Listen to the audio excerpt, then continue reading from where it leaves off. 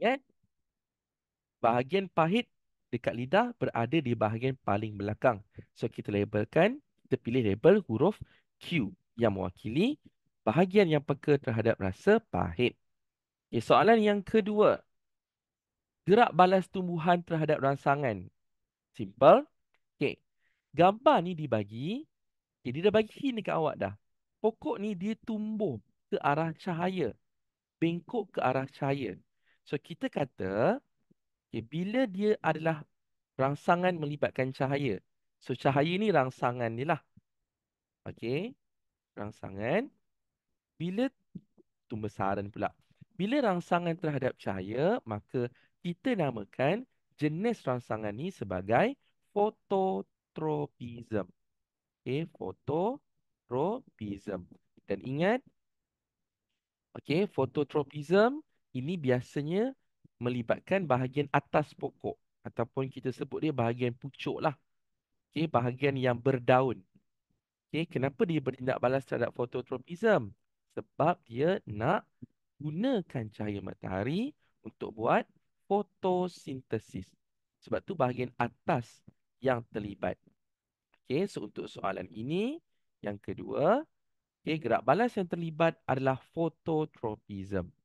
Okey, kalau hydrotropism, maksudnya air. Hydro ni maksudnya air.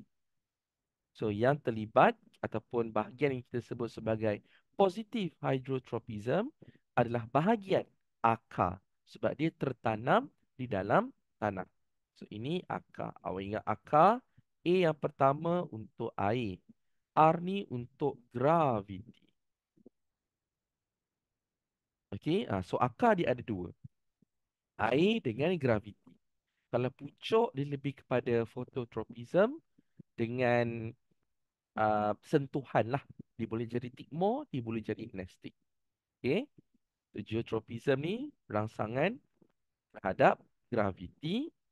So, ini akan menyebabkan akar pokok sentiasa ke bawah. Tigmotropism ini adalah gerak balas terhadap rangsangan terhadap sentuhan. Okay. Contoh ini awak kena bezakan tigmo dengan nestic. Kalau tigmo ni dia slow. Okay, dia perlahan. Okay. Contoh dia macam sulur paut. Tendrils pokok tu kan. Kenapa dia berlingkar ke atas? Okay. Kalau satu lagi yang sentuhan tu, kita namakan dia sebagai nestic. Kalau nestic ni dia cepat. Awak ingat contoh je. Nestic ni, contoh dia pokok semalu. Dengan satu lagi pokok periuk kera. Ataupun pokok Venus flytrap. Okay. Tindak balas dia adalah pantas. Sebab dia tidak bergantung kepada arah rangsangan. Okay. Kalau tigmotropism ni, dia lambat dan dia bergantung kepada arah rangsangan. Okay. So, yang kedua jawapannya adalah phototropism. Okay. Stick situ. Alright. Soalan yang seterusnya. Kita pergi laju sikit Okay, soalan yang ketiga. Struktur P ini adalah gambar alveolus. Okay, ingat. Alveolus adalah struktur ataupun tempat terakhir di mana proses pertukaran gas akan berlaku secara diffusion, resapan. Okey. Pertukaran, tempat di mana pertukaran gas berlaku secara resapan. Okey, kalau soalan tanya, apakah proses yang berlaku di dalam alveolus? Awak boleh pilih pertukaran gas ataupun awak boleh pilih resapan. Okay, tetapi kalau nak diikutkan, jawapan yang tepat sebenarnya adalah resapan. Allah, dia tak keluar pula ing dia. Okay, jawapan yang tepat adalah resapan. Okay. Selalu ingat bila kita sebut resapan, resapan ni apa benda cikgu? Resapan ni pergerakan zarah, ataupun pergerakan daripada kawasan yang lebih pekat, kawasan yang lebih banyak kepada kawasan yang kurang pekat ataupun banyak kepada sikit lah. Okey, kawasan yang lebih pekat, pergerakan dari kawasan pekat, lebih banyak lah kepada kawasan yang kurang pekat. So, kalau contoh soalan tanya, dia bagi gambar alveolus. Lepas tu diminta awak labelkan. Okey. Ataupun diminta awak terangkan. Kenapa oksigen boleh masuk? Kenapa karbon dioksida boleh keluar? Simple je. Karbon dioksida, ini saluran darah. Dia akan keluar masuk ke alveolus sebab CO2 dalam darah lebih tinggi berbanding dengan CO2 dalam alveolus. Kalau oksigen pula dia terbalik. Kenapa oksigen tu boleh masuk daripada alveolus pergi ke darah? Sebab kepekatan oksigen dalam alveolus lebih tinggi berbanding dengan kepekatan oksigen dalam darah. So macam itulah dia akan tukar tempat. Okey. So proses ini kita namakan sebagai resapan dan dia berlaku di alveolus. Okey. Sorry. Okey. Tengok soalan. Antara berikut yang manakah merupakan adaptasi? Soalan ni dia tak tanya apa yang berlaku, tapi dia tanya adaptasi. Okey. Bila disebut adaptasi, ini ada banyak. Awak ada 4 untuk alveolus. Dalam 4 tu, paling-paling cubalah ingat 2. Okey. Cuba ingat 2 yang senang untuk awak. Awak jangan ingat semua. Banyak sainsnya kalau awak nak ingat semua. Okey. Dan nak periksa bukan masanya untuk awak ingat semua. Bukan. Okey. Di sains ni awak kena ulang, sentiasa mengulang. Start daripada awal. Dia bukannya tunggu periksa baru awak nak baca, nak ulang balik. Kalau macam tu memang awak takkan dapat lah apa yang sepatutnya. Okey. Bila kita kata adaptasi, adaptasi ni keistimewaan. Okey, ciri alveolus tu yang menyebabkan pertukaran gas boleh berlaku. Okey. Kita tengok satu persatu. Okey. Pilihan A memiliki dinding yang tebal.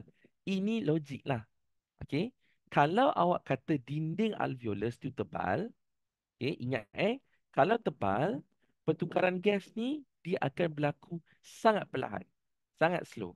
So untuk A ni salah. Kenapa salah? Dia sepatutnya bukan dinding yang tebal. Sepatutnya dinding yang nipis. Sangat nipis. Okey, dia senipis, bukan senipis kulit bawang, senipis ketebalan satu sel. Kalau senipis kulit bawang tu awak boleh nampak lagi. Ini senipis satu sel. So dia sangat-sangat nipis, sangat-sangat halus. Sebab tu kita tak boleh nampak dengan mata kasar. Awak kena guna mikroskop baru boleh nampak. Okey. Kalau B mempunyai lukas pula. Luas permukaan yang kecil. Cikgu highlightkan lah. Yang pertama awak boleh ingat dinding alveolus. Yang kedua luas permukaan. Kalau luas permukaan, ini jangan tertipu Objek yang kecil, luas permukaan dia adalah besar. Kalau objek yang besar, luas permukaan dia adalah kecil. Awak ingat konsep macam awak hari raya, awak masak daging contoh. Daging yang besar dengan daging yang kecil. Awak masak dalam waktu yang sama. Masak rendang contoh. Tapi daging yang potong kecil tu, contoh kita ambil dalam masa 2 jam. Contohlah. Daging yang kecil tu, kurang daripada 2 jam je dah boleh masak. Sebab apa? Luas permukaan dia adalah lebih besar. So, untuk B ni salah. Sepatutnya luas permukaan yang besar. So, ni salah. Kita tukar jadi besar. Dia terbalik. Saiz dengan luas permukaan ni berbeza. Benda yang besar, luas permukaan dia kecil. Benda yang kecil, luas permukaan dia adalah besar. Okey. Cuba tambah poin kat sini. Saiz kecil, dia ada luas permukaan yang besar.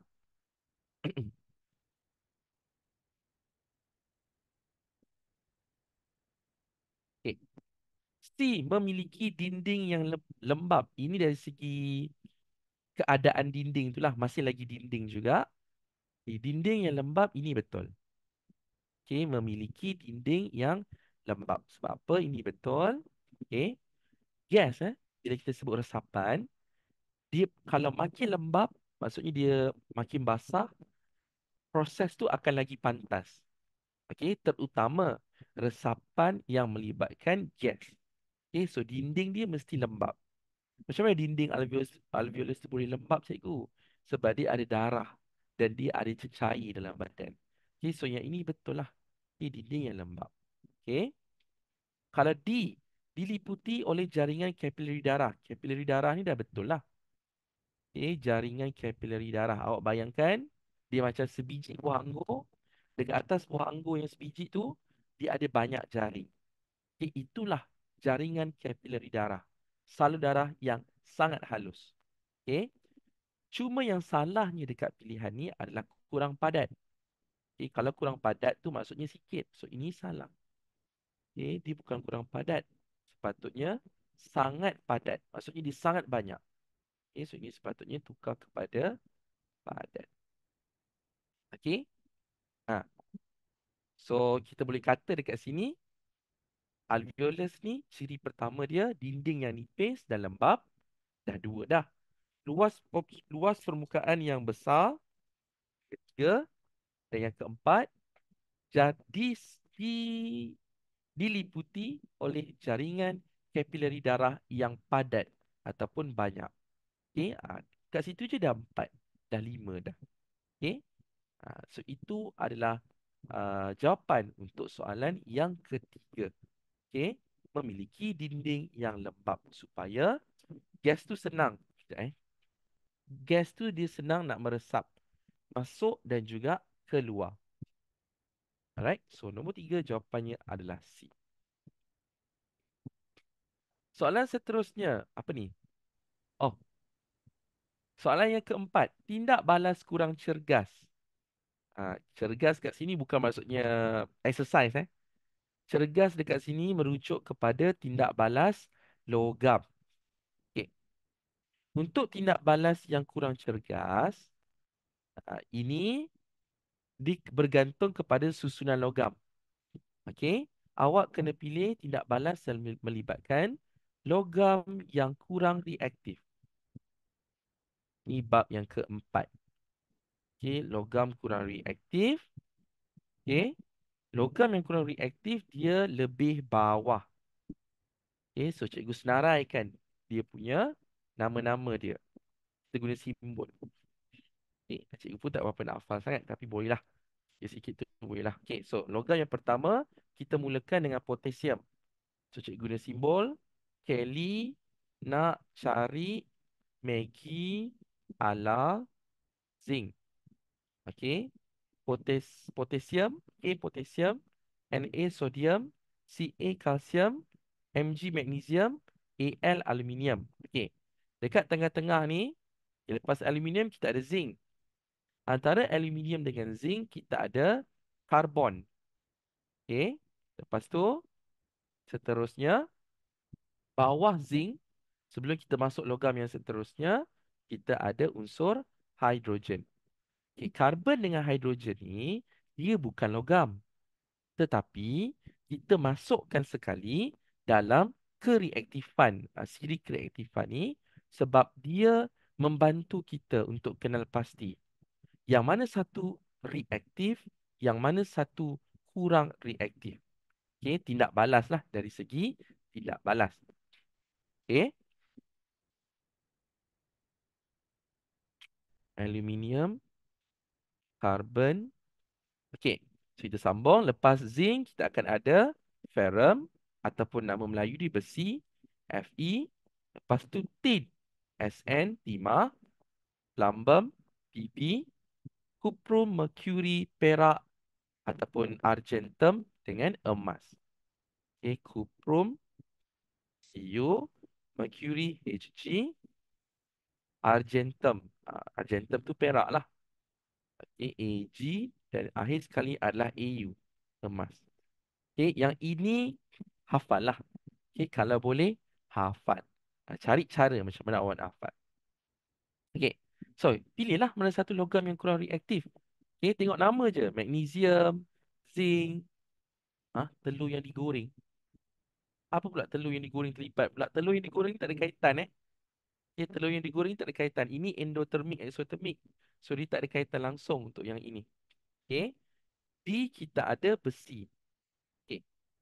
Magnesium dengan zinc ni dekat atas. Ni atas. Ni atas. Zinc ni masih lagi atas. Sebabkan soalan tanya, tindak balas yang kurang cergas. Pilih yang lagi bawah. Kalau ada lagi bawah, awak pilih yang lagi bawah.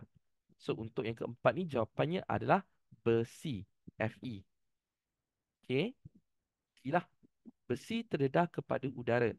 So, yang ini, bila besi dia terdedah kepada air dan udara, dia akan, um, betul kita kata, berkarat. Berkarat, kalau kita masuk bab yang kelima, pengaratan kita namakan dia sebagai proses eksotermik. Pengaratan kita namakan sebagai proses eksotermik. Itu nanti kita akan tengok kejap lagi. Tengok dulu betul tak eksotermik pengaratan. Okey, betul. So, saya tambah poin kat sini. Pengaratan besi dikategorikan sebagai proses eksotermik. Eksotermik maksudnya tindak balas yang membebaskan haba ke persekitaran menyebabkan suhu sekeliling meningkat. Kalau endotermik, tindak balas yang menyerap haba dari persekitaran menyebabkan suhu persekitaran berkurang, menurun. Dia ada kaitan, dia ada sepatutnya awak belajar pasal keseimbangan thermal. Tapi itu bukan untuk lower form. So tak payahlah untuk yang itu. Okay. Seterusnya kita pergi kepada soalan yang kelima. Apa ni? Manusia dengan paramecium. Okey. Antara berikut yang manakah menunjukkan sistem pengangkutan dalam organisma P dan Q. Okey. P ni manusia, dia adalah, kita namakan dia sebagai organisma yang kompleks. Ataupun kita namakan dia sebagai organisma multisel. Okey. Paramecium ni, kita kategorikan dia sebagai organisma unisel. Bukan Universiti Selangor. Unisel tu, dia benda hidup, tapi dia hanya ada satu sel sahaja. Okay? Alright. So, dari segi sistem pengangkutan, okay, perbezaan antara multisel dengan unisel, kalau dia unisel, ini adalah organisma yang ringkas. Dia simple. Bila dia ringkas, dia tak perlukan pun sistem pengangkutan. Okey? Dia akan buat secara resapan. So ni tak perlu sistem. Kenapa dia tak perlukan sistem, cikgu? Sebab awak kena ingat. Patah balik kepada apa yang dah belajar masa tingkatan 1. Sistem terdiri daripada gabungan organ. Organ terdiri daripada gabungan tisu. Tisu pula terdiri daripada sel-sel yang sama. Dan dia ada banyak tisu, banyak sel. Sedangkan unisel hanya satu sel je. Sebab tu kita kata organisma ringkas unisel tidak memerlukan sistem. Kebiasaannya dia akan guna resapan je. Dia akan guna resapan je untuk sebarang pertukaran lah. Pertukaran gas kebiasaannya. Kalau multisel, yang ini dia perlukan sistem. Dia kena ada sistem. Sebab organisma multisel ni sangat kompleks. Manusia, haiwan, tumbuhan, dia sangat kompleks. So, dia memerlukan satu mekanisme, satu kaedah yang khas. Okay. So, inilah jawapan dia. Untuk P tadi manusia, Q tadi paramecium. A ni salah. Okay. Stoma, xylem, phloem ini untuk tumbuhan. Gambar tu ditunjuk manusia dengan paramecium. Sejak bila pula manusia ada xylem dengan phloem? B, salur darah dan jantung untuk manusia, betul. Okay, struktur yang terlibat. Q membrane cell, betul. Okay, so nombor 5 ni jawapannya adalah B yang betul. Okay, salur darah dan jantung ini sistem pengangkutan lah. Jantung, salur darah. Okay. Kalau yang organisma Q ni, membrane cell. Okay, pertukaran gas lah. Simple sebab dia adalah mudah. So yang lain ni tak payah tengok lah. Dah memang automatik salah. Okay, yang kelima jawapannya adalah bola.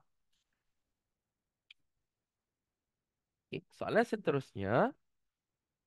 Okay, logam yang dapat diekstrak melalui kaedah penurunan oksida. Okay, diekstrak melalui kaedah penurunan. Kaedah penurunan oleh karbon. Okay, ini memang expected lah soalan macam ni. Okay, soalan macam ni memang expected. Okay, kaedah penurunan, kalau masih ada yang kurang jelas, kaedah penurunan ni, bahasa mudah dia, awak gunakan unsur yang lebih atas. Unsur yang lebih reaktif untuk ekstrak. Ekstrak tu maksudnya tendang keluar. Okay? Awak gunakan unsur yang lebih reaktif untuk tendang keluar unsur dalam sebatian yang lagi bawah. Okay? So, cikgu tulis maksud dekat sini lah. Kaedah penurunan ni kita guna unsur. Bila sebut unsur di satu. Satu bahan yang ada satu atom yang sama. Kalau contoh kita kata emas. Maksudnya dalam tu semua emas saja. Dia tak ada campuran. Tiba-tiba ada oksigen ke. Ada sulfur ke. Tak ada. Okay.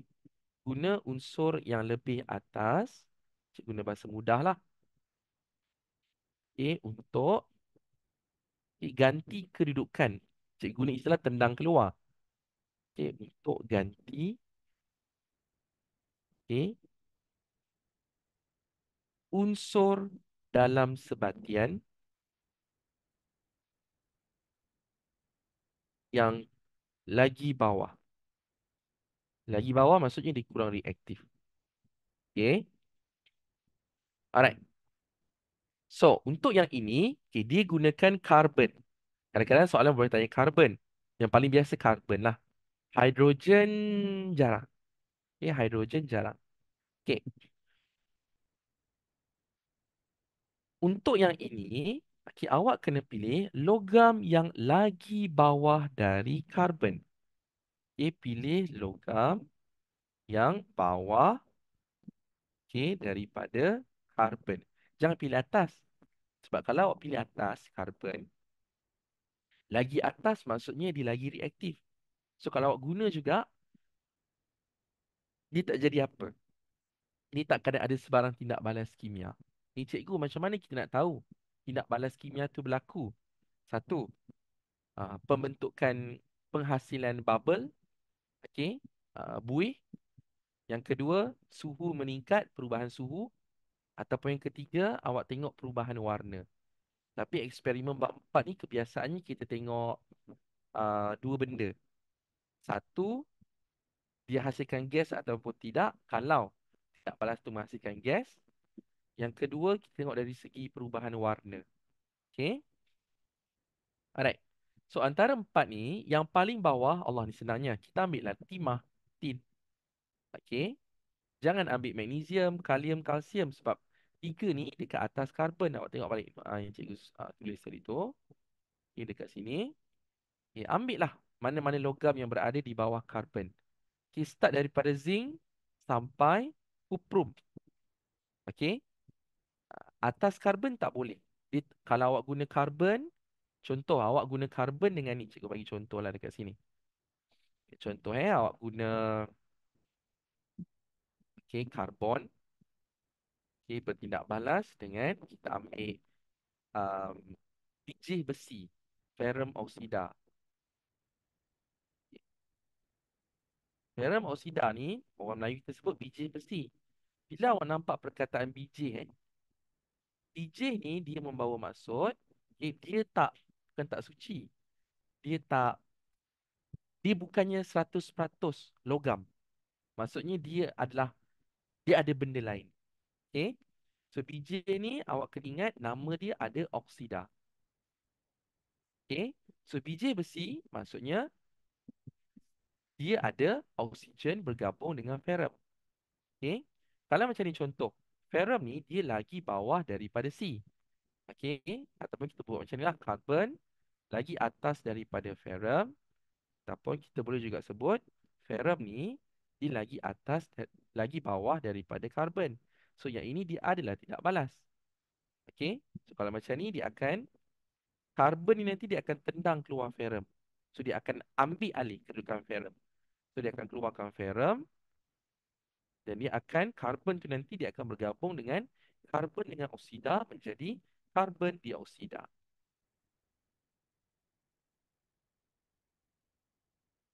Okay. Nah, ini kalau karbon dengan logam yang lagi bawah.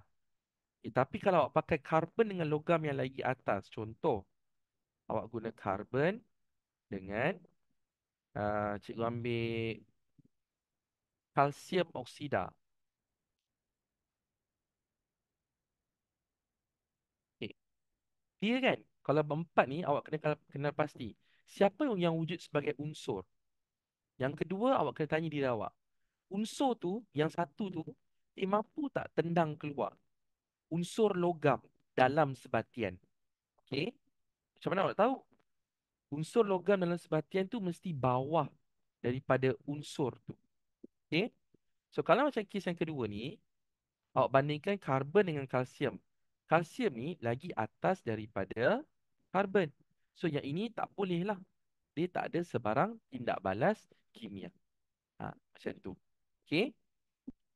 Alright. So patah balik pada soalan. Okay. So yang tadi yang keenam ni jawapannya kita ambil timah. Sebab timah dia lebih bawah ataupun kurang reaktif daripada karbon. Okay. Cikgu, kalau logam yang lebih reaktif ni, maksudnya lagi atas karbon ni, kita nak guna teknik apa cikgu kalau nak extract dia? Okay. Kalau lagi reaktif atas karbon, awak kena ingat, kita akan gunakan, okay, elektrolisis. Awak guna elektrik. Okay, guna elektrolisis. Okay. So, settle untuk soalan yang ke berapa ni? Yang keenam. Okay, setakat ni ada soalan? Ada bahagian yang kurang jelas? Tak ada, tak ada. Okay. So, kita terus pergi kepada soalan yang ketujuh. Apa ni? Ha. Stesen jana kuasa ini kan kinci angin. Okay. So, ni sepatutnya tak salah lah. Perubahan tenaga yang terlibat. Okay. Ambillah tenaga angin. Bila tenaga angin tu akan menyebabkan kincir bergerak. So, bila bergerak, dia ada tenaga kinetik bertukar kepada tenaga elektrik. Ini basic je. Simple je. Okay. So, yang ketujuh jawapannya adalah daun. Okay. Um, Kalau tenaga haba, ini awak kena hati-hati sikit Kalau tenaga haba ni kita ambil tenaga haba, maksud tenaga haba ni. Yang mula dengan tenaga haba. Tenaga haba dengan tenaga kimia ni awak kena hati-hati sikit. Sebab dia bergantung kepada jenis stesen jana kuasa. Okay. Soalan yang ke-8. Hematit. Okay, Allah. Soalan macam ni confirm-confirm dia tanya. Uh, nama sistemik, sistematik, nama saintifik ataupun ditanya unsur yang terlibat. Okey, bila soalan tanya nama sistematik, ini minta maaf cikgu tak boleh nak tolong sangat. Ini awak kena hafal ataupun ingat sikit-sikit lah. Bila dikata nama sistematik, nama sistematik ni dia adalah nama saintifik. Okey, kalau awak nampak contoh nama ni kan hematit. Hematit ni adalah nama umum. Okay, maksudnya nama yang orang senang faham lah maksudnya. Okey. Tapi tak faham juga sebab dia masih lagi complicated. Okey, ini nama umum. Kalau hematit, awak nampak hematit Hematit ni dia terdiri daripada, okey, ferrum bergabung dengan oksigen membentuk ferrum oksida. Okey. So yang ini jawapannya adalah ferrum, cari mana yang ferrum oksida, tiga lah. Ferrum tiga oksida. Okey. Yang lain tu check dulu. Tak ada. Sekejap. Aluminium oksida ada ke? Kalau aluminium oksida, ni semua nama saintifik nama sistematik. Aluminium oksida, orang Melayu kita namakan dia sebagai bauksit. Okey. Silikon dioksida ini bukan mineral Silikon dioksida ni ini nama gas. Okey. So ini salah, ini automatik salah. Kalau kalsium karbonat ini orang kita sebut batu kapur. Okey, ataupun marmar, CaCO3. Okey, batu kapur.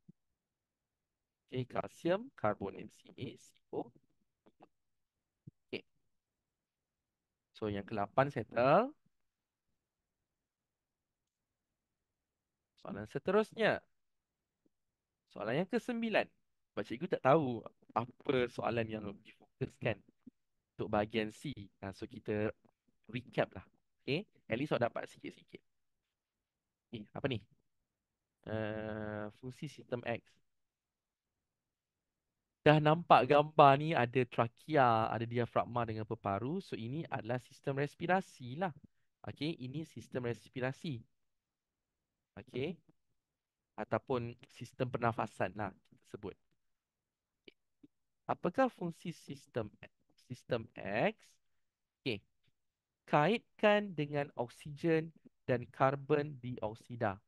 Okay, so C dengan D ni automatik salah lah, tak logik. Okay. Membekalkan maksudnya dibagi. Badan kita perlukan apa? Okay, so badan kita kena terima oksigen dan singkirkan, buang karbon dioksida.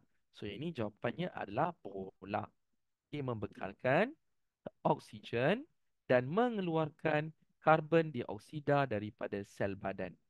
Okay, so nombor 9 jawapannya adalah bola. Ini tak ada apa-apa sangat. Okay, jangan terbalik pula.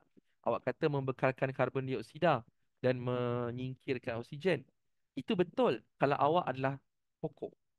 Okay, dan awak buat fotosintesis. Kalau pokok dia terbalik.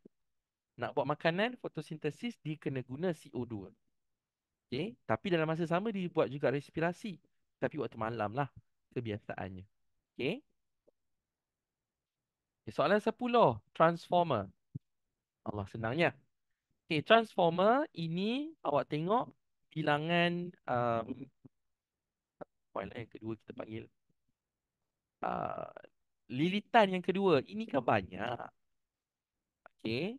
So yang ini kita namakan sebagai step up. Kalau bahasa Inggeris tu kita sebut step up transformer. Ataupun transformer injak naik.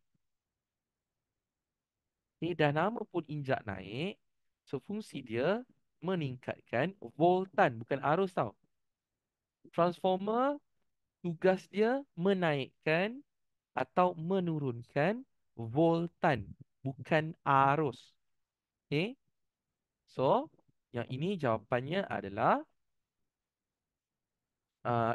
Meningkatkan voltan arus, dia mesti ulang alik. Kalau dia tak boleh arus terus. Sebab kalau arus terus, dia tak boleh patah balik. Dia tak boleh dipulangkan balik kepada stesen jadiankuasa.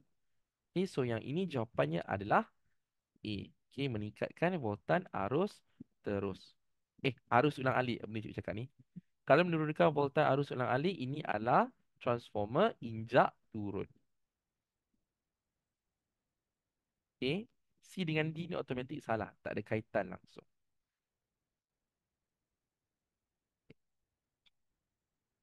Seterusnya, soalan 11. Ayunan spring. Awak nampak spring. So, ini, okay, kita kena pasti dulu perubahan tenaga. Okay. Kalau ayunan spring, perubahan tenaga yang terlibat adalah keupayaan keupayaan elastik bertukar kepada tenaga keupayaan graviti. Okey. Kenapa kita kata keupayaan elastik? Sebab ingat, apa-apa yang boleh diregangkan ataupun boleh ditarik, contoh macam spring, macam getah, okey, dia boleh kembali kepada bentuk asal. Kita namakan dia sebagai keupayaan elastik. Okey.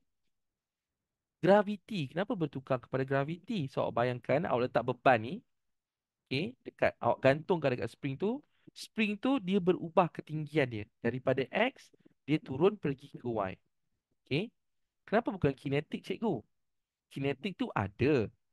Okey, dalam spring tu dia ada tenaga kinetik.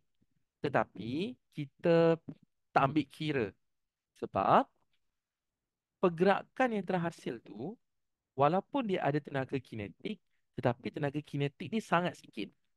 So, perubahan tenaga yang utama adalah daripada keupayaan elastik, datang daripada spring tu sendiri, yang awak gantung beban, dia bergerak ke bawah. So, elastik bertukar kepada keupayaan graviti. Okey. Okay. Soalan pun tanya, antara berikut yang manakah merupakan kedudukan beban di mana tenaga keupayaan kenyal adalah minimum? Okay. Dia suka tanya soalan macam ni. Kalau tenaga keupayaan kenyal minimum, maksudnya adalah, okay, keupayaan kenyal adalah minimum.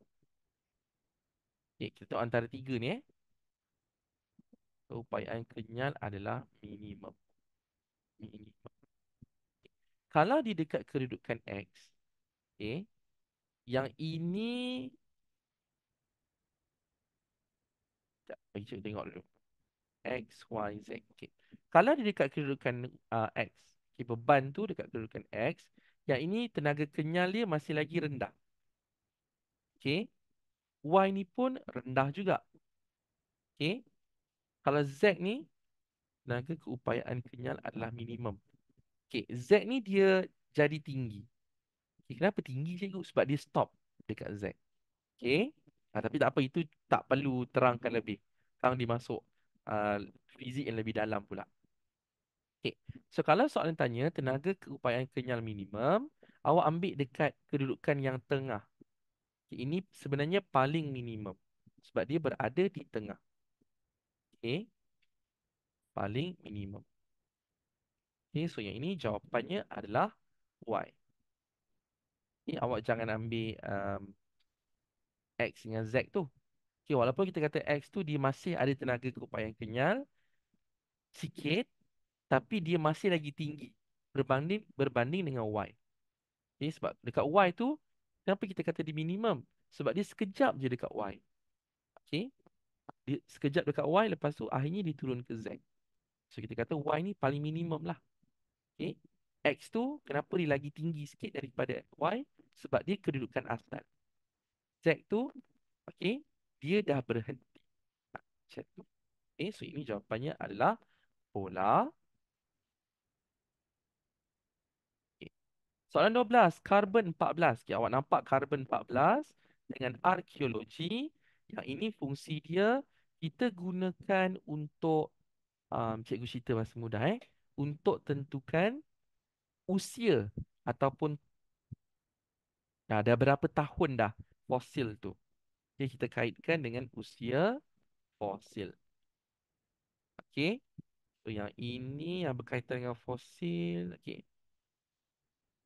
Okay. B salah, kedalaman tanah ni salah. Meletupkan kawasan batuan besar. Salah. Okay. Kita ada dua. Satu ni menjejak fosil, satu lagi menentukan usia objek. Okay, ini kena hati-hati. Walaupun A ni dia ada fosil, tapi dekat sini kata kunci dia menjejak. Kita tak guna karbon 14 untuk menjejak. Kita guna untuk tentukan usia. Okay. So yang ini jawapannya adalah C. Menentukan usia objek atau bahan purba. Ya, fosil dengan bahan-bahan yang dah lama lah. Contoh pasu yang dah lama. ah, Bahan-bahan yang dah beribu tahun. Okay. Saintis dia akan guna karbon 14. Okay. So ini jawapannya adalah C. Okay. Seterusnya, soalan 13, jana kuasa. Asap yang dibebaskan daripada pembakaran arang batu. Okey, kata kunci. Okey, asap dibebaskan daripada pembakaran arang batu dari sebuah stesen jana kuasa. Dan soalan ni bagi awak maklumat. Dia kata asap ni terhasil daripada pembakaran arang batu. Okey, bila kita pakai arang batu, okey, oh soalan ni tanya gas. Okey, gas yang terlibat, yang ini kita akan ambil sulfur dioksida. Okey, SiO2. Jangan ambil nitrogen, amonia dengan oksigen. PCD ni dia bukan gas yang berbahaya. Okay, dia bukannya gas yang berbahaya. Okay. Biasanya kalau asap hilang, kita akan ambil sulfur dioksida. Kalau karbon monoksida, dia dua je. Okay. Kalau karbon monoksida, ni asap juga. Tapi biasanya daripada asap kenderaan ataupun pembakaran terbuka. Kalau bakar sampah, dia ada karbon monoksida. So, asap kenderaan. Okay, sulfur dioksida ni biasanya asap kilang.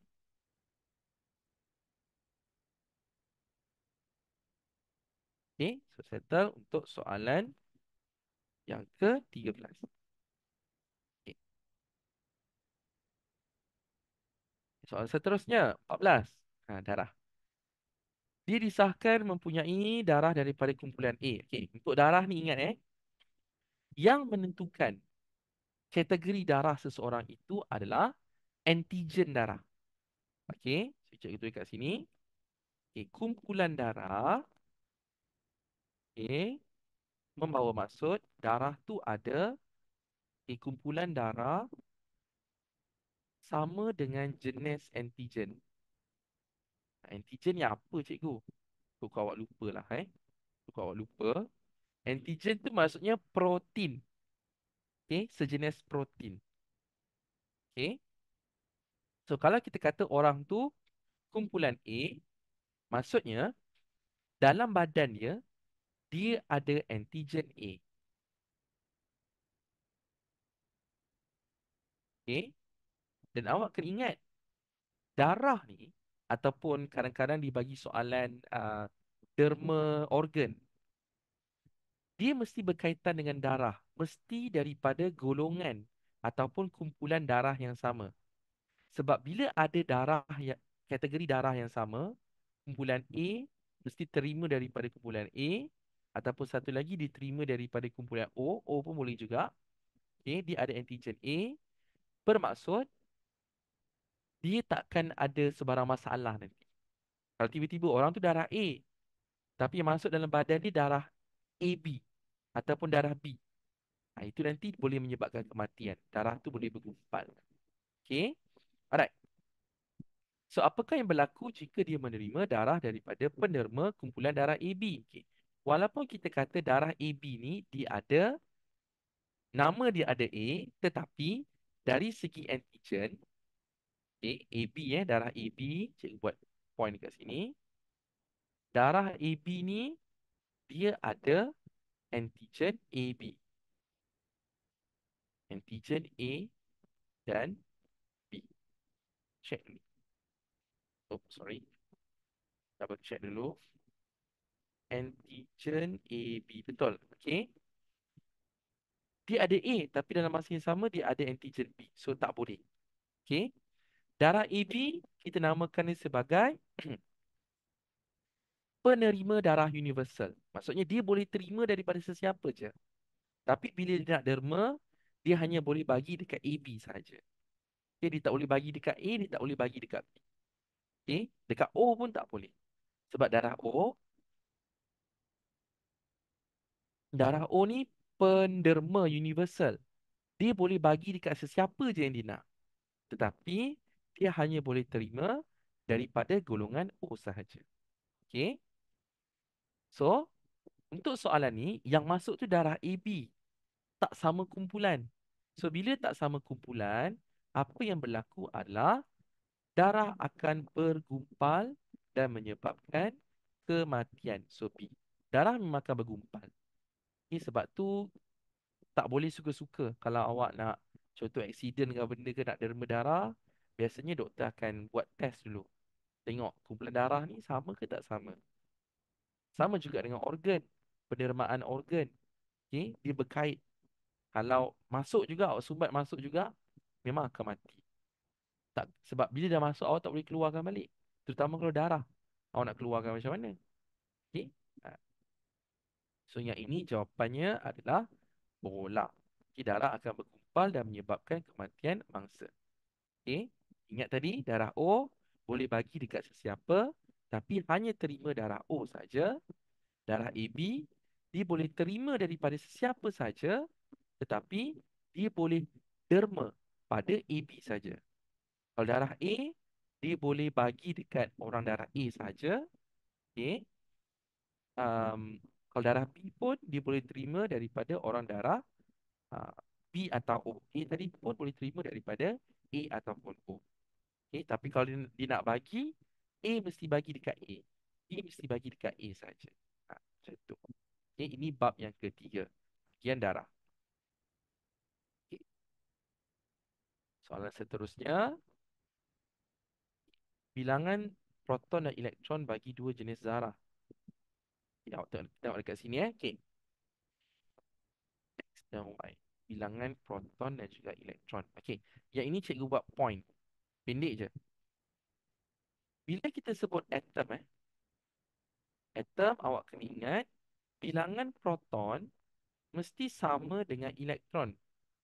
Okay. Apa itu atom? Atom ni dia benda yang paling kecil. Okay. Dan dia tak ada charge. Dia tak ada charge elektrik disebabkan bilangan proton dan bilangan elektron dia adalah sama. Okay. Tapi kalau dia jadi ion, kalau dia jadi ion positif, ion tu maksudnya charge. Okay. Ion positif ni biasanya logam lah. Okay. Kalau ion positif, okay, dia derma elektron. Bila derma, secara automatik kita akan kata bilangan elektron dia kurang daripada bilangan proton. Cikgu buat simbol kat sini. Elektron kurang daripada proton ataupun sama juga maksud dia bilangan proton lebih banyak daripada bilangan elektron. Okey, ini kalau dia membentuk ion positif. Cation positif. Okey. Kalau dia membentuk ion negatif, Allah mana cikgu tulis ni. Cikgu kat sini Kalau dia membentuk ion negatif, kita namakan dia sebagai anion. Ion negatif ni biasanya bukan logam. Cikgu langgar je tulisan ni Bukan logam. Bukan logam, dia akan terima elektron. Bila terima, dia membawa maksud elektron dia akan lebih sebab dia terima elektron. So, lebihlah daripada proton. Elektron dia lebih daripada proton ataupun sama juga maksud dia proton kurang daripada elektron. Dah macam tu je. Okay. So, kita tengok dekat sini. Ha, bagi masa dulu kalau ada yang antara awak yang nak salin. Screenshot ataupun screenshot ke. Okay. So, berapa ni? 15. Okay. So, kita tengok zarah X dengan Y. Okay. Awak tengok dekat sini Ni proton, ni elektron. Untuk zarah X ni awak tengok elektron dia lebih satu. Okay. Elektron lebih daripada proton. Untuk Y ni pula kita kata proton dia lebih banyak daripada elektron.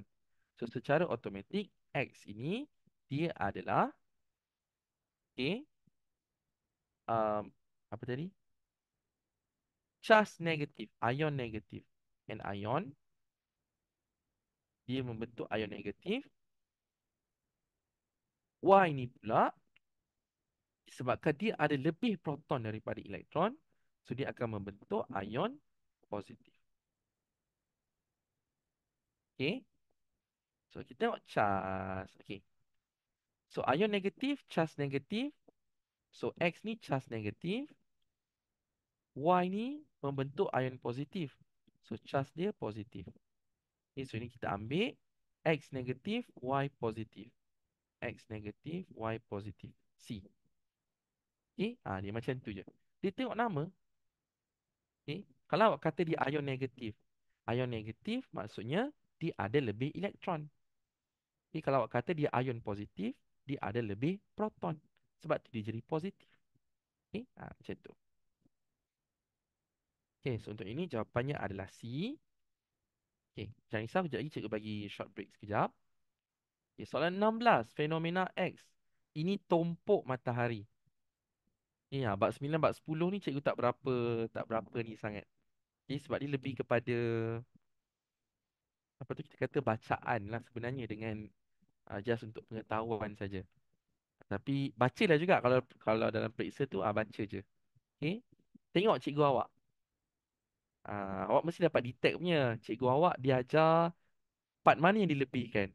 Biasanya itulah soalan yang akan dia lebihkan untuk keluar. Okay. Alright. Soalan 17. Allah. Teleskop angkasa Spitzer. Bukan Spitzer Kegunaan utama teleskop ini memang kena baca saja. Okay, ini jawapannya mengesan aktiviti dalam angkasa lepas yang jauh. Ini dalam buku tak salah cikgu ada. Okay, teleskop angkasa Spitzer. Okay, teleskop angkasa lah. Mengesan aktiviti dalam angkasa lepas yang jauh. Yang ini yang saintis guna untuk tahu kedudukan planet yang jauh-jauh tu ke, ataupun apa jadi dekat luar galaksi ke. Sebab manusia dia takkan boleh sampai. Okay?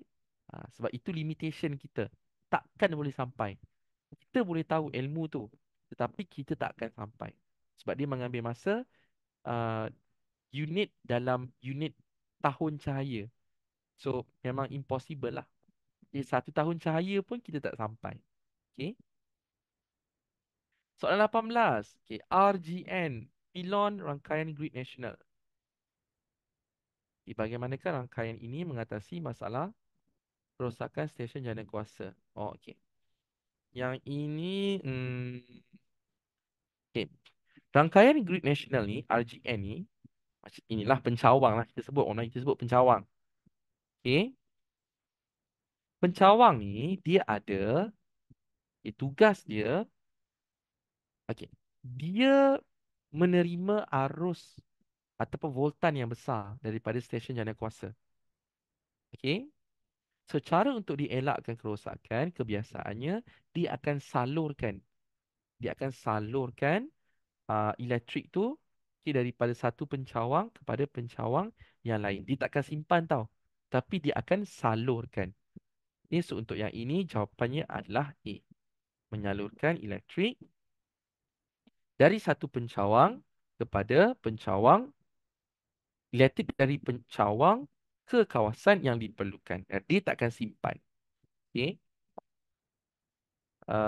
B menambahkan bekalan arus, menambahkan BCD ni tak ada kaitan. Okay. Soalan 19, apa ni? Oh, half-life. Half-life separuh hayat. Ini tajuk radioaktif. Ingat separuh hayat maksud dia adalah masa yang diambil untuk, bahasa mudah ni masa yang diambil untuk nukleus yang kurang stabil, okey, bertukar, cikgu ni istilah bertukar, menjadi nukleus yang lebih stabil, okey, dengan cara menjadi separuh daripada kuantiti asal. Okey, itu maksud separuh hayat. Awak kaitkan dengan masa untuk jadi separuh, okey, daripada jumlah asal. Okey, sebuah hospital menggunakan Kobat 60 sebagai sumber radiasi untuk rawatan kanser. Okey, poin yang pertama dikata Kobat 60 mempunyai separuh hayat 5.3 tahun. Maksudnya Kobat 60 ni dia nak jadi separuh daripada asal, dia ambil masa 5.3 tahun. Lama ni. Jika hospital itu memiliki sumber sebanyak 3,000 miligram Kobat 60. Ni kena kira. Dan tidak digunakan lagi, berapakah jumlah Kobat 60 yang tinggal selepas 10,6 tahun. Wah, ni senang je. Okay. So, cara dia adalah, awak mulakan dulu. Mana cakap tulis ni? Kita tulis kat sini lah, Okay. Kita mulakan dengan dia punya jisim asal dia 3,000 mg. 3,000 mg ni, okay, cikgu tulis kat atas ni, kosong. Maksudnya ini belum, okay, ini belum, dia belum jadi separuh lagi. So, ini mula-mula. Okay. So, dia kata tadi, Kobat 60 ni ambil masa sebanyak 5.3 tahun. So, okay, 5, selepas 5.3 tahun, okay, baru dia jadi separuh. So, ni awak jadikanlah separuh. Okay. Separuh daripada 3,000. Ini awak akan dapat 1,500. Okay, 1,500 miligram. Betul ke? Betul lah. Okay, separuh daripada asal. Okay. Kemudian, dia nak sampai 10.6. So, ni awak tambah lagi sampai dapat 10.6 tahun. Okay. Tambah lagi 15.3. Dia akan jadi 10.6. Okay. Ini dah jadi separuh hayat kedua. Okay. So, separuh lagi sekali. Separuh daripada 1,500. Alamak. Ni cikgu pakai kalkulator. Okay. Separuh daripada 1,500. Tak keluar pula. Mana pula kalkulator ini? Separuh daripada 1,500. Kita akan dapat jawapan dia adalah 750. Dah macam tu je. 750 mg. So ni jawapan akhir dia. Separuh hayat macam ni je cara kira dia. Awak mulakan dengan kosong, maksudnya jumlah asal dia. Ini lepas tu awak tambahkan lah. Dia ambil masa berapa tahun ataupun berapa lama dia ambil untuk um, jadi separuh. Kalau macam ni 5.3. So 5.3 tambah lagi 5.3 sampai awak jumpa tahun yang awak nak. So kalau soalan tanya, contoh berapa bilangan separuh hayat. Kalau soalan tanya bilangan separuh hayat, untuk yang ini, dia ada dua kali lah. Sebab ni dikira sebagai T1, ini dikira sebagai T2. Sebab sampai 10.6 je kan. So, 2 kali separuh hayat. Dah, macam tu je. Ni tambahan lah. So yang 19 ni, jawapannya adalah bola. Okay. 19, jawapannya adalah bola.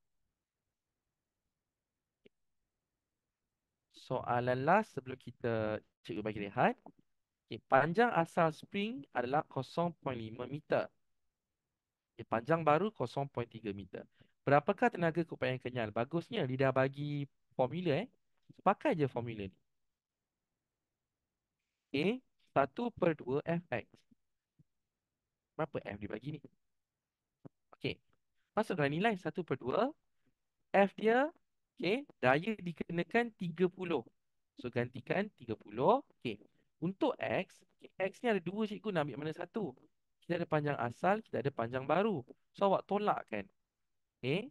Sebab X ni dia membawa maksud perbezaan panjang.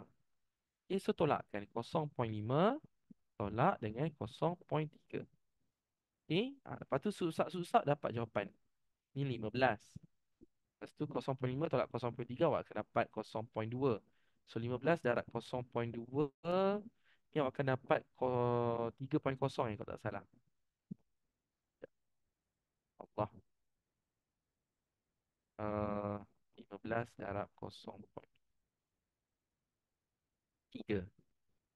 So 3.0. Tenaga kita gunakan unit joule. J. So kita tambah kat sini. X. Ini maksudnya adalah perbezaan panjang. Ini maksudnya bila kita kata perbezaan panjang, dia mesti yang asal tolak panjang yang baru. Dah macam tu je. Settle. Untuk soalan objektif. 3.0. Okay. So bahagian A settle. Okay. Cikgu cuba at least habiskan bahagian B sekurang-kurangnya. Bahagian C tu tak sempat tak apa. Nanti cikgu bagi skema ataupun video lah untuk tunjukkan. Okay, cikgu bagi rehat dalam masa 5 minit macam tu. Okay, dalam 9.20 kita akan sambung untuk soalan bahagian B. Okay, 9.20 kita sambung untuk soalan bahagian B.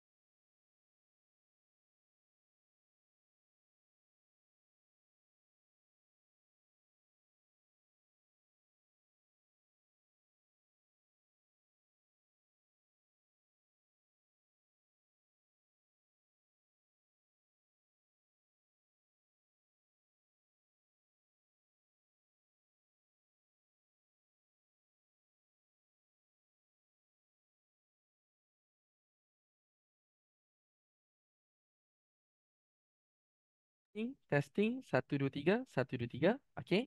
So, kita sambung untuk soalan bahagian B. Mungkin cikgu akan lompat-lompat sikit soalan. Tengok mana yang kita belum cover lagi. Okay.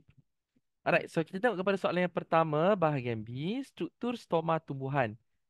Labelkan. Allah ni senang aja.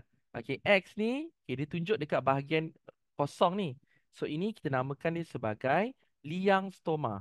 Okay, dari jawapan tu, awak tulis je. Okay, so ini cikgu label dekat sini lah. Okay, X ni liang stoma. Okay, Y ni adalah sel pengawal. Okay, so ini simple lah, tak ada masalah.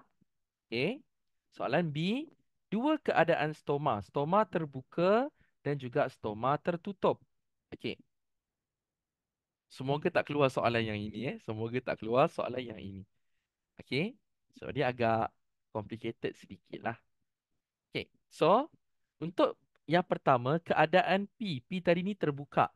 Menunjukkan air meresap masuk ke dalam Y secara osmosis.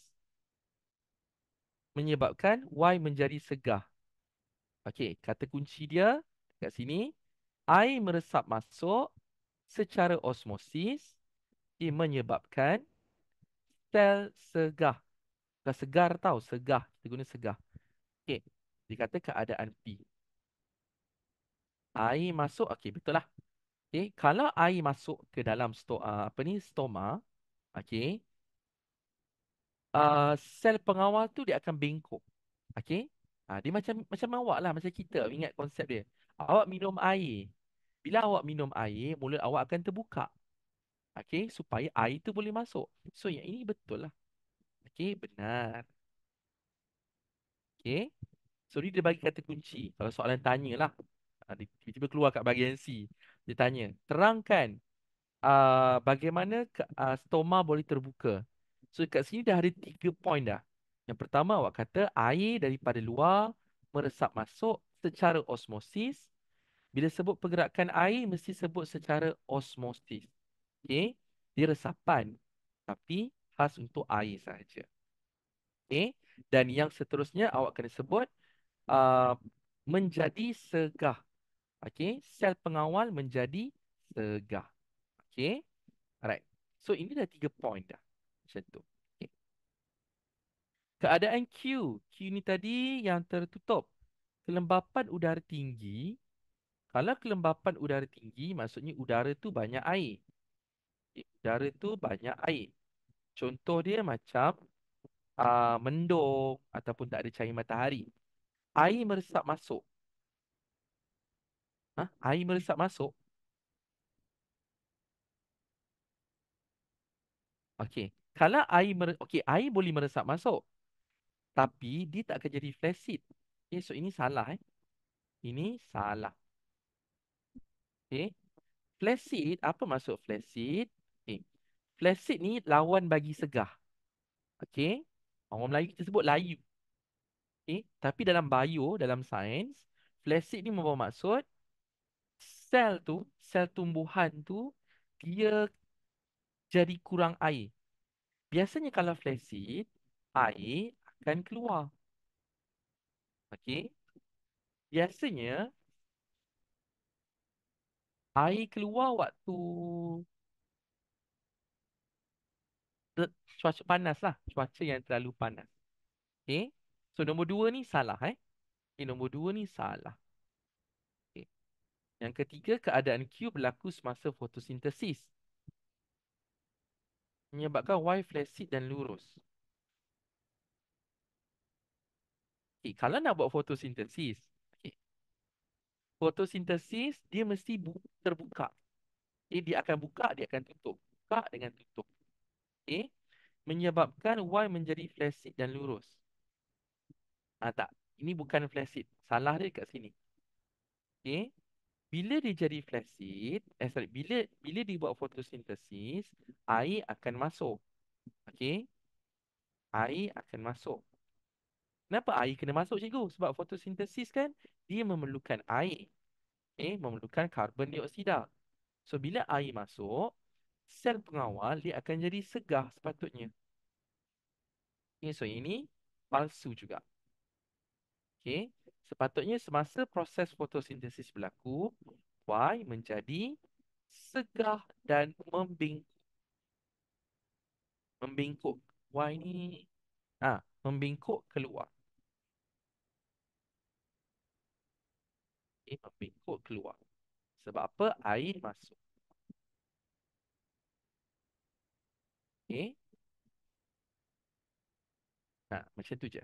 Okay, so untuk yang ini, penyataan yang betul hanyalah yang pertama sahaja. Okay. Soalan yang kedua. Padankan tindak balas. Okay, endotermik, exotermik. Okay, ingat, endotermik. Okay. Endotermik ni, dia akan meningkatkan suhu persekitaran. Sekeliling dia jadi, endotermik suhu persekitaran menurun. Sekeliling akan jadi sejuk. Suhu persekitaran menurun. Okay. Dan endotermik ni juga dia menyerap haba dari persekitaran. Okay. Serap haba dari persekitaran. Sebab tu haba persekitaran akan menurun. Awak tak belajar pasal sistem. Okay. Awak tak belajar pasal keseimbangan haba. So tak perlu. Eksotermik terbalik. Okay. Suhu persekitaran akan meningkat. Okay. Disebabkan oleh haba dibebaskan keluar ke persekitaran. Haba dibebaskan ke persekitaran.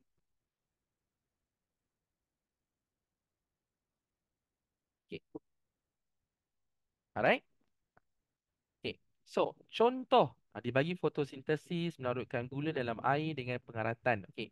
Kalau fotosintesis ni dia endo, tak salah cikgu. Okay, betul. Fotosintesis ni endotermik. Melarutkan gula ni pun endotermik juga. Pengaratan ni dia exotermik. Okay. Kan ada banyak senarai itu kan. Awak um, ingat yang senang-senang. Ingat yang senang-senang sikit untuk awak. Okay, cikgu bagi tambahan lagi. Kalau dia melibatkan tindak balas logam. Sekejap, ni bab yang keempat. Ni bab yang kelima. Sorry. So, kalau bab yang kelima, contoh dia. Okay. Okay. Kalau endotermik, kita tulis kat sini. Okay. Endotermik ni, okay, kebiasaannya macam mana awak nak kenal dia? Okay. Ni dari segi tindak balas logam. Endotermik ni dia melibatkan logam yang kurang reaktif. Okay. Logam yang kurang reaktif. Tindak balas kimia melibatkan logam yang kurang reaktif ataupun satu lagi yang melibatkan amonia. Amonia ke amonium ni. Okey, amonia. Okey. Kalau kalau eksotermik pula dia melibatkan tindak balas kimia logam yang lebih reaktif. Okay, logam yang lebih reaktif. Okey. Ingat dalam satu dalam satu dalam tiga macam tu untuk exo dengan endo dah okey dah. Okey. Alright. Endo exo memang confirm ditanya. Confirm punya ditanya. Okay. So, itu dia. 2 markah. 3 betul baru dapat 2 markah. Okay, soalan B ini pembakaran. Okay, so pembakaran kebiasaannya kita kategorikan sebagai eksotermik. Okay, memang kita kata api itu panas. Tapi, haba daripada api itu dia akan dibebaskan keluar. Okay, so menyebabkan kawasan sekeliling tu akan rasa haba dia. Okay. So kita kata pembakaran sebagai eksotermik juga. Tandakan betul pada pernyataan yang betul. Haba diserap dari persekitaran. Haba diserap, ni salah. Okay. Haba dibebaskan sepatutnya. Okay. Sepatutnya dibebaskan ke persekitaran.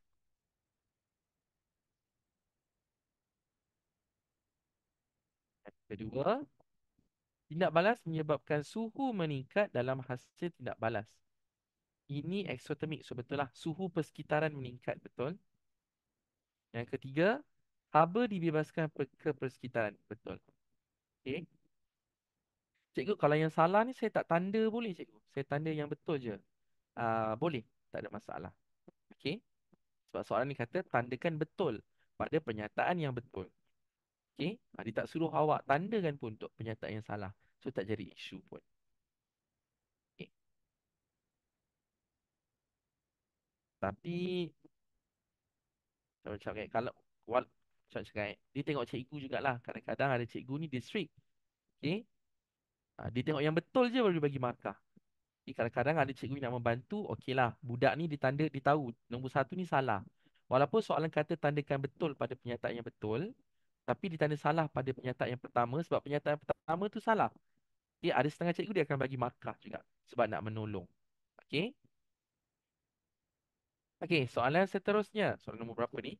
Soalan yang ketiga. Kuasa penembusan bagi dua jenis sinaran radioaktif yang mengayon. Okey. Aluminium dengan plumbum. Okey. Senang je. Namakan sinaran P dan Q. Okey, P ni dia terhenti dekat aluminium. Sekala terhenti dekat aluminium, ini kita namakan P ni sebagai sinaran beta. Okey. Kalau Q, dia berhenti dekat plumbum yang tebal. Okey, so ini adalah gamma. Sinaran gamma. Kalau alfa biasanya kertas. Okey.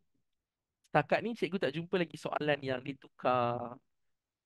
Sepatutnya susunan dia kertas, aluminium dengan plumbum. Plumbum mesti paling ujung. Setakat ni cikgu tak jumpa lagi untuk menengah rendah, tiba-tiba ditukar. Plumbum dekat depan, kertas dekat tengah, aluminium dekat belakang. Itu untuk menengah atas. Okey, itu untuk menengah atas sebenarnya. Okey. Soalan B, tandakan pada pernyataan yang betul. Okey. Kuasa pengayonan Q adalah rendah. Okey, Q tengok Q ni dia boleh tembus. Okey, paling paling jauh. Kalau dia boleh tembus paling jauh, bermaksud kuasa pengayonan dia adalah rendah. So, ni betul lah. Okay, so kaitan ni macam ni. Okay. Bila kita kata kuasa penembusan tinggi, maksudnya dia boleh tembus jauh. Okay, secara automatik kuasa pengayonan dia akan jadi rendah. Ini mesti terbalik. Okay. Kalau awak kata kuasa pengayonan tinggi, maksudnya dia tak boleh tembus jauh. Okay. Macam alfa tu kan. Alfa tu dia tak boleh, dia hanya boleh tembus, dia boleh berhenti sampai kertas je. Sebab kita kata kuasa penembusan dia rendah. Tapi kuasa pengayonan dia tinggi. Okay. Yang kedua, sifat semula jadi P adalah gelombang elektromagnet. Gelombang elektromagnet. Um, P gelombang elektromagnet. Beta tidak. Ini bukan. Okay. Gelombang elektromagnet tidak kira sebagai sinaran radioaktif. Okay. Yang ketiga, charge bagi sinaran P adalah negatif. P tadi apa? Beta. Alfa positif, beta negatif. Betul. Okay. So, ini betul So, nak ingat dia, awak ingat macam ni. Okay. Alfa, okay, F ni, awak bawa keluar, jadikan huruf P. Positif. Positif. Beta ni, awak ingat E. E untuk elektron. Elektron kan charge dia negatif. Okay. Macam tu. Ataupun boleh juga ingat E untuk negatif. Okay. Right. Struktur matahari. Ini cikgu terus lah J dengan K ni. So J adalah zon perolakan. Dah 9.5 dah. Sekejap. Zon perolakan. Manakala K ni pula di dekat tengah. So tengah ni kita namakan dia sebagai teras. Okey. Seterusnya, okey, yang belakang ni, ini dah masuk matahari lah dengan satelit. Okey, so ni cikgu bagi je jawapan. Okey, jawapan yang betul bagi pernyataan yang diberi. Lapisan yang membentuk atmosfera matahari, kita ada korona, kromosfera dan fotosfera. Granul ni bukannya lapisan atmosfera matahari. Okey. Matahari ada dua jenis gas, helium dengan hidrogen. Tak ada oksigen matahari tak ada oksigen. Okey. Yang soalan seterusnya, soalan 5. Satelit pun nak tanya. Satelit pertama ini nama dia Sputnik. Ini Sputnik 1. Mengenal pasti pencemaran dan pembakaran hutan, ini penderiaan jauh. Akan pakai roket pula kan? Teknologi penderiaan jauh. Dan yang akhir sekali, okay, ini teleskop radio, betul. Mengesan perubahan cuaca. Ini bukan untuk mengesan perubahan cuaca, tapi dia lebih kepada gelombang radio. Okey. So yang betul adalah pernyataan 1 dan juga 3. Okey. So bahagian C ni cikgu tak sempat nak cover. Jangan risau, nanti cikgu akan bagi skema dengan video rujukan lah. Okey, untuk rujukan awak. Besok balik asrama kan, InsyaAllah cikgu cuba siapkan secepat yang mungkin. Okay. So itu setakat ni saja yang cikgu dapat mampu tolong. InsyaAllah petang ni untuk yang join matematik, kita akan sambung untuk set wasa yang kedua. Tapi mungkin set wasa yang kedua tu cikgu nak mulakan daripada belakang dulu. Okay. Daripada bab 9 dulu. Okay. So itu saja. Sekian, terima kasih. Assalamualaikum warahmatullahi wabarakatuh. Cikgu. Sama-sama. Assalamualaikum. Terima kasih, Ah. Cikgu.